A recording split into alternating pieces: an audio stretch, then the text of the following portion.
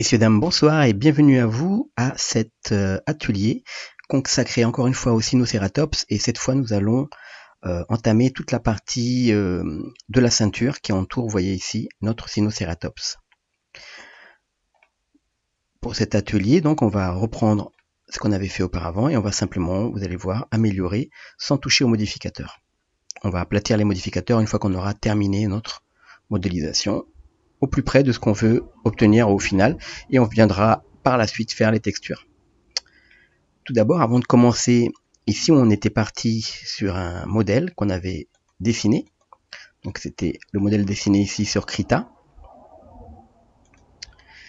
Et en fait, si on regarde ensuite comment est fait vraiment une ceinture, on n'a pas la boucle qui est totalement à l'extérieur. Alors ça, si vous avez envie de le faire spontanément de la manière que vous dessinez, c'est une chose, mais ensuite, c'est bien de prendre des références et de regarder simplement comment est fait votre boucle de ceinture ou aller sur internet et taper boucle de ceinture pour avoir des modèles.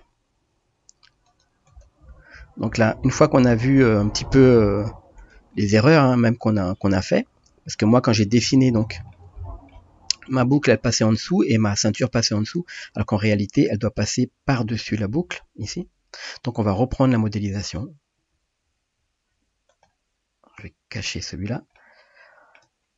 Et on va reprendre la modélisation et il ne faut pas avoir peur que ce soit en 3D ou en dessin, en tant qu'artiste ou en tant que vous êtes designer ou autre, ben, ceux qui connaissent le métier, savent qu'on doit reprendre et reprendre et reprendre encore. C'est-à-dire qu'il ne faut pas hésiter à recommencer tout de zéro si on pense qu'on peut faire mieux ou on s'est trompé, etc.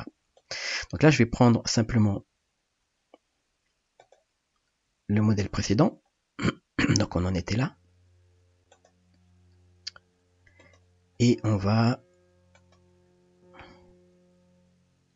continuer ici. Par contre, au lieu de faire passer la boucle et de la faire ressortir ici, comme j'avais pensé, et je vais la reprendre ici. Donc, on va faire une modification de cette partie-là. Je vais commencer par isoler les deux éléments, celui-là et celui-là, avec la touche slash au-dessus du 8. Je vais activer mes raccourcis clavier pour que vous voyez ce que je fais aussi. Et on peut se mettre en mode solide ou en mode... Alors, en mode solide, comme ça, c'est pas mal pour modéliser. Alors, on va regarder les modifieurs qu'on avait. Donc, je fais CTRL barre espace pour revenir dans la vue, agrandir ou rétrécir la vue, là, la fenêtre. Et là, dans mes modifieurs, je vais regarder. Alors, je veux reprendre ici, en fait, que la boucle fasse comme ça. Ce que je veux, c'est que ma ceinture, elle vienne comme ça. Hop. Ce que je veux, c'est que ma ceinture, elle vienne comme ça.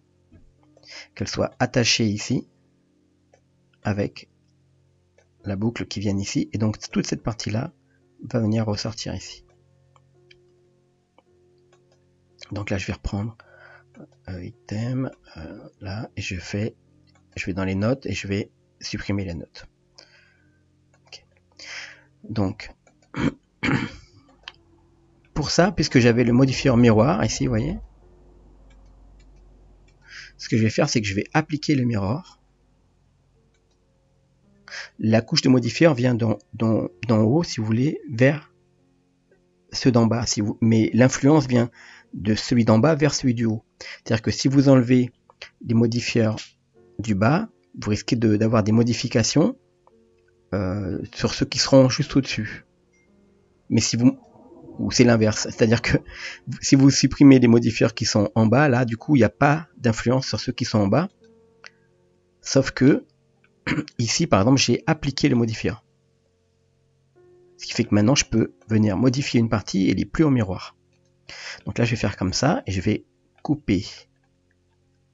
Je vais désactiver ici la visualisation à l'écran et je vais couper mon objet, ma ceinture ici. Je fais Alt-clic pour sélectionner la boucle et j'appuie sur V. Donc maintenant, je vais prendre cette partie-là avec Alt-clic. Ah, c'est cette partie-là, Alt-clic, voilà. Et je vais sortir la ceinture vers l'extérieur. Alors je vois que j'ai toujours mon modificateur ici Proportional Editing Tool. Je le désactive et je vais faire suivre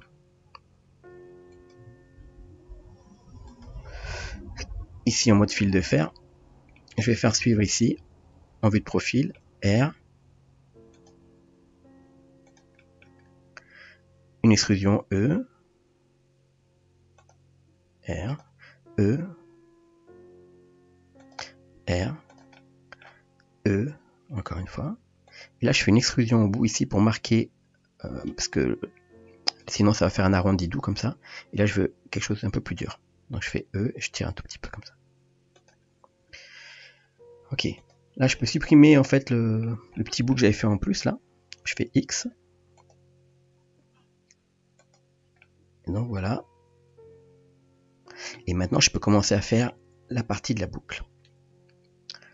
Alors, je vais me positionner exactement dans cette partie-là. Donc, je fais Alt-clic ici pour sélectionner la boucle. Ici, vous avez vu.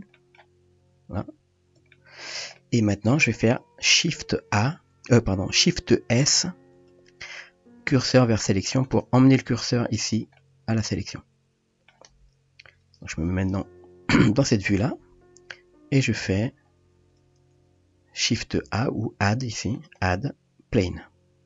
Alors je vais pas mettre en mode édition, sinon ça va le créer dans cet objet-là. Je vais sortir de cet objet, voilà. Et maintenant je fais Add Mesh Plane. Donc je fais une S, hein. Je rentre en mode édition déjà, ici, S. Et je fais R dans le sens des Y, vous voyez le trait vert ici, 90. Donc là, entrée. R, Y, 90. R, Y, 90. Ah, mon clavier n'est pas allumé. Voilà, ça marche mieux. Donc là, je fais S, R, comme ça, je le place. Hein. Je me mets en mode objet, je regarde. Alors ce que je veux, c'est qu'il vienne au moins jusqu'à ici. Donc je fais en mode édition, A, je sélectionne tout, S. Et je vais prendre l'arête qui est là. Pour qu'on voit mieux, je peux mettre en mode, voilà, comme ça. Donc j'ai pris cette arête, je fais G, voilà, à peu près jusqu'ici. Donc là maintenant, je prends la face qui est là. Et je fais un inset vers l'intérieur, c'est-à-dire I vers l'intérieur. La différence entre le inset et l'extrusion, c'est que l'inset ne va pas recréer une nouvelle face, mais va réduire à l'intérieur de la face présente. Donc si maintenant je fais X par exemple pour supprimer cette face, je me retrouve juste avec les bords. L'intérêt aussi de l'inset, c'est qu'il fait un déplacement proportionné de toutes les faces qui sont autour. Ok, donc maintenant je prends l'ensemble ici, et je fais une extrusion, E. Et je fais encore une extrusion un peu plus loin, pour que si maintenant je mets une subdivision de surface, il me fasse un arrondi qui est plus doux en haut qu'en bas en fait, parce qu'ici il y a plus de faces. Alors, là où il y a plus de faces ou d'arêtes, vous voyez là il y a deux arêtes contre une arête ici. Là où il y a plus d'arêtes, en fait il y a plus de tension sur l'angle. Donc là, l'angle est plus net. Donc là maintenant je vais couper ici, CTRL R, ici, CTRL R, clic, CTRL R, clic. Et là j'ai une boucle comme ça. Ok, je vais valider, enfin je vais faire un shape move et je vais laisser comme ça. On pourra mettre le niveau 2, plus de subdivision. Pour l'instant je laisse au niveau 1, comme ça je vais continuer la modélisation, je vais créer la petite boucle. Alors pour ça, je pourrais par exemple prendre un plane que je vais créer ici. Shift A, Mesh, alors plane. R90 pour le remettre encore. R, Y90 pour le remettre face à cette vue. Je fais S. Voilà, je vais le mettre tout petit comme ça. R. Vous voyez que le plane, bien, ils sont de forme en rond, hein, avec un subdivision de surface. On va le mettre ici. Et on va tirer ici. G. peu près jusqu'à là. Dans la vue de profil, comme ça, je vais faire ça après. Je vais recouper à l'intérieur, donc je vais faire CTRL R ici. Et ici, je fais une petite, je fais S pour qu'il soit plus fin ici. Donc maintenant, je vais prendre cet objet, je fais L et je fais une extrusion avec E. Et je refais une extrusion ici. Ça, un petit peu large. Je fais S, l'ensemble avec L ici, L, S ou Alt S pour réduire selon la normale des faces. C'est-à-dire il va réduire selon la perpendiculaire aux faces. Voilà, comme ça c'est pas mal. CTRL R encore ici pour faire la partie plus nette au bout, plus dure. Et ce que je vais faire, c'est que je vais cacher ici L, H pour tirer un petit peu ça. Je vais le tirer comme ça. Et je vais même le mettre un petit peu comme ça. Voilà. Et cette partie-là aussi, parce que je vais faire regarder la boucle. Donc pour prendre ces Alt-clic, je me mets... Alors il faut le mettre par rapport à nous de profil. Et on va tirer un petit peu comme ça. Voilà. Alors, on va le sélectionner en entier. On se met encore sur le côté comme ça. Et on va faire R par rapport au curseur ici. 3D curseur. R. Et voilà, je passe en mode objet pour voir. Je remets le mode solide. Ok, et là maintenant, eh bien, il faut que ma boucle ici, elle soit à l'extérieur, donc par-dessus. Donc je suis toujours par rapport, modification par rapport au curseur. Donc je garde et je fais R comme ça. Hop, je suis à l'extérieur. Ok, c'est pas mal. Alors ici, en fait, du coup, je fais tout faire apparaître, Alt H. Je me rends compte que là, du coup, j'ai trop tiré, donc je fais CTRL Alt clic, pardon, Alt clic ici. Je vais rebaisser un peu. Je vais resélectionner l'ensemble, L. Je vais le mettre en dessous comme ça. Parce qu'il va sortir ici par le trou. Donc là, je vais faire comme ça.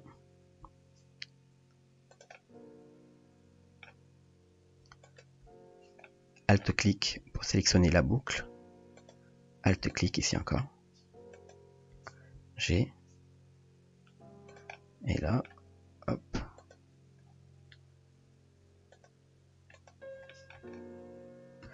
Alors vous avez vu que pour faire cette partie-là, je ne m'occupe pas trop de que ce soit perpendiculaire, bien propre et tout, parce que j'estime que c'est un objet usuel. En plus, c'est une grosse bête. Donc j'imagine que quand il va tirer dessus, ça va se tordre, ça va être un peu, voilà, c'est pas forcément tout neuf. Donc là, je mets le Proportional Editing Tool avec connecté seul, ce qui fait que ça va pas bouger la boucle, juste la petite partie qui est là.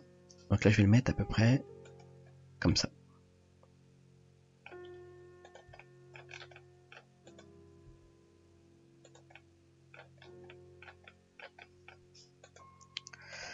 Je vais reprendre la boucle ici.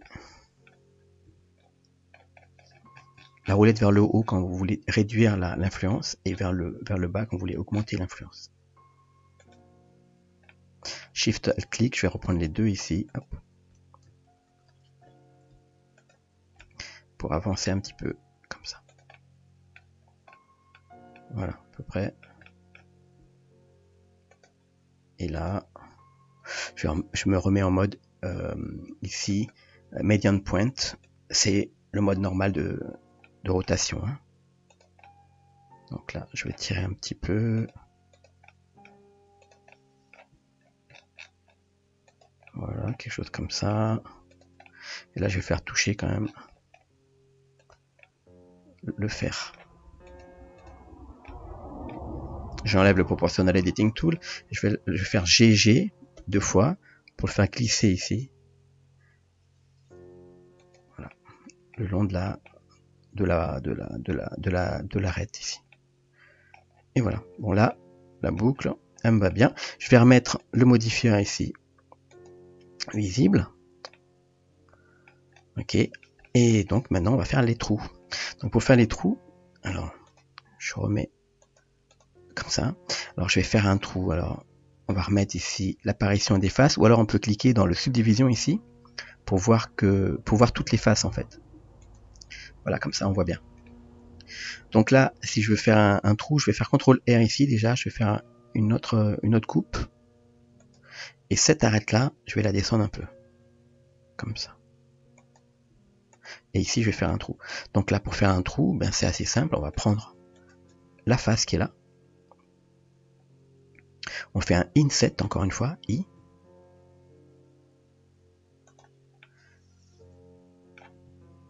Et on fait X pour supprimer la face. Si on passe maintenant de nouveau en mode solide, par exemple, on voit tout de suite le trou.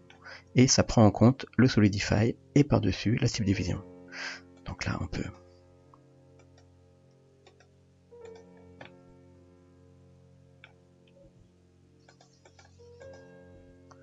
Voilà.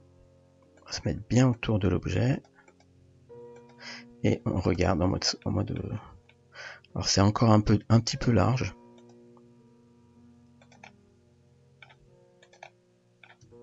Voilà, comme ça c'est pas mal.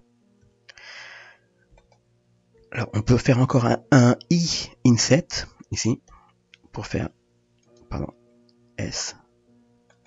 Une extrusion, pardon, E, parce qu'il n'y a pas de face ici pour faire l'inset, excusez-moi. Donc on fait une extrusion E et on valide. Ça va marquer les bords ici beaucoup plus net. Alors je vois pas grand, voilà, ça n'apporte pas grand chose, donc je vais faire CTRL Z. Ouais, on laisse comme ça. Autant laisser alléger. On va faire tout de suite les trous ici, donc là je fais la même chose. I, S. Je vais enlever ça parce que ça me perturbe. Voilà, je préfère voir les faces. Donc c'est ce petit trou là. Donc là, il y a une méthode aussi qui est intéressante ici pour faire les ronds bien ronds. Vous allez ajouter le modifieur qui s'appelle Loop Tool. Le modifieur, pardon, l'add-on qui s'appelle Loop Tool. Loop Tool, vous le trouvez quand vous allez dans Edit, Préférences, et vous ajoutez l'add-on qui est compris dans Blender, qui s'appelle ici add-on. Vous tapez Loop et vous activez Loop Tool. Parce que quand même c'est assez pratique. Là vous cliquez, vous mettez comme ça, vous cliquez sur Circle et hop, ça vous fait un cercle. Alors si vous regardez comme ça en fil de fer, vous voyez que ça fait un petit carré. Parce que bien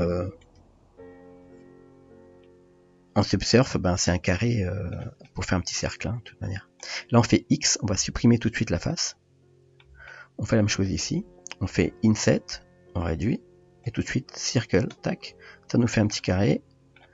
On peut le tourner. On fait X, on supprime la face. Et on va faire la même chose ici. Donc I, S, enfin I, pardon, on réduit.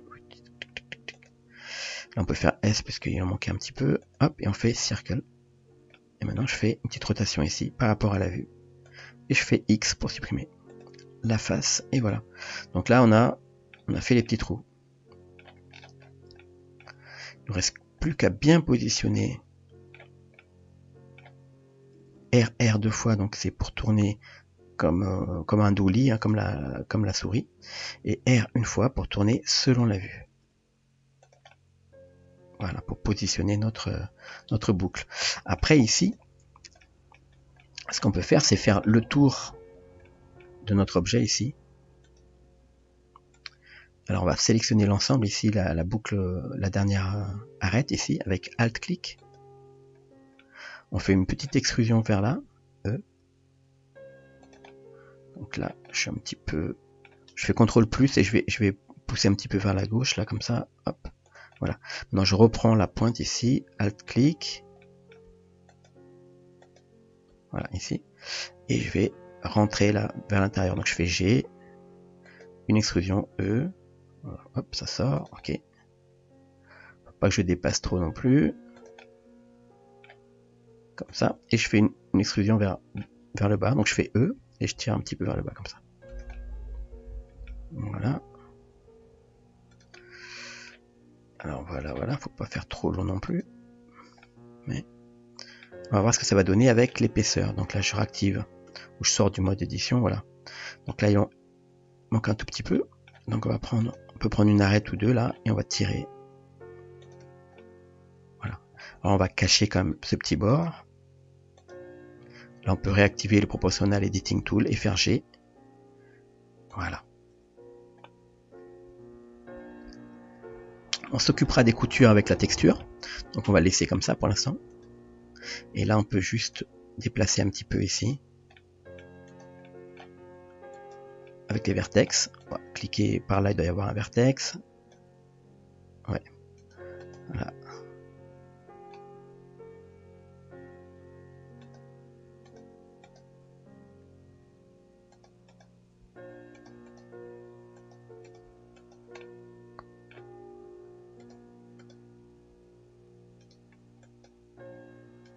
Je prends celui-là.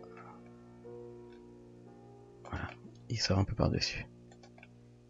Et hop, par là il y en avait un. Attends, je vais voir ça en transparence. Voilà, celui-là. Et je vais tirer comme ça. Voilà, pour qu'il sorte par-dessus. On va regarder. Ok, ben là c'est impeccable. Alt H pour refaire réapparaître le Sinoceratops, pardon, c'est la touche slash au-dessus du 8. Et on a un super truc. Voilà. Alors après, là je vois que je l'avais déjà fait, mais du coup vous l'aviez pas fait, donc on va le faire ensemble rapidement. On va cliquer sur par exemple cet objet là et on va y ajouter une texture. Donc là pour l'instant j'enlève, voilà, on va faire new, on va faire base color, et bien on met texture un petit peu dans les rouges marrons comme ça, et on baisse surtout la luminosité. Après pour pas qu'il y ait ce côté trop brillant dessus, on va baisser le ruggedness, la rugosité. Du coup on va augmenter la rugosité, donc on met 10. Là il n'est pas du tout rugueux. On peut baisser un petit peu hein, si vous voulez. Du coup il n'est pas rugueux. Et ça fait un objet qu'on a poli, qu'on a lissé, vous voyez. Ça peut être du cuir, du daim. Et ensuite on va augmenter un peu le métallique comme ça. Baisser le spécular aussi, le point brillant dessus. Et on a un objet comme ça un petit peu doux.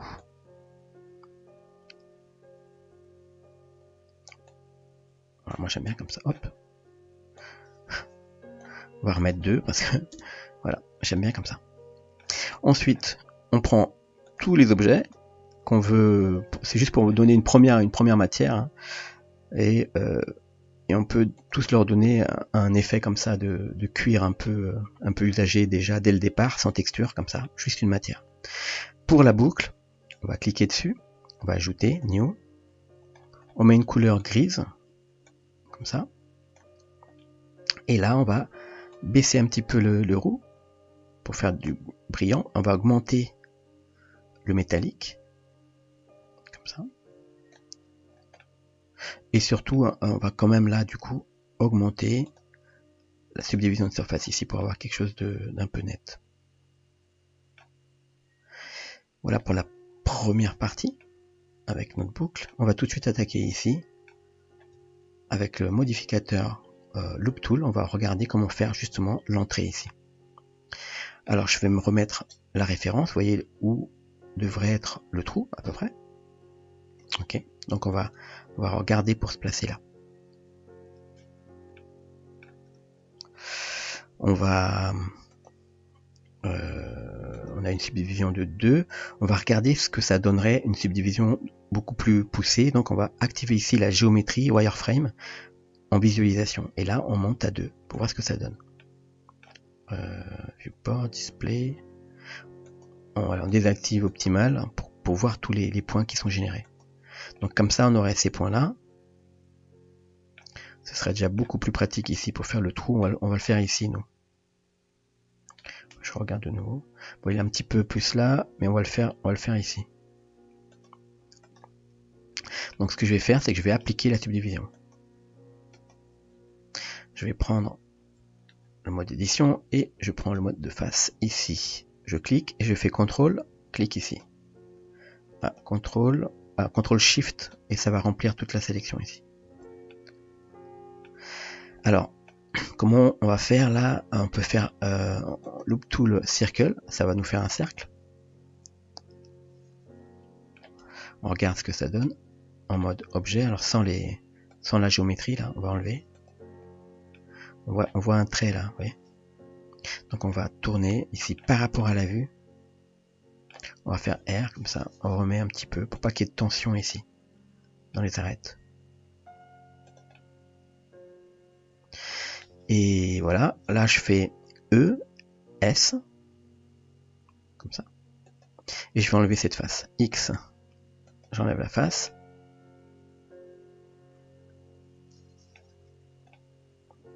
Là maintenant je vais donner une épaisseur ici donc.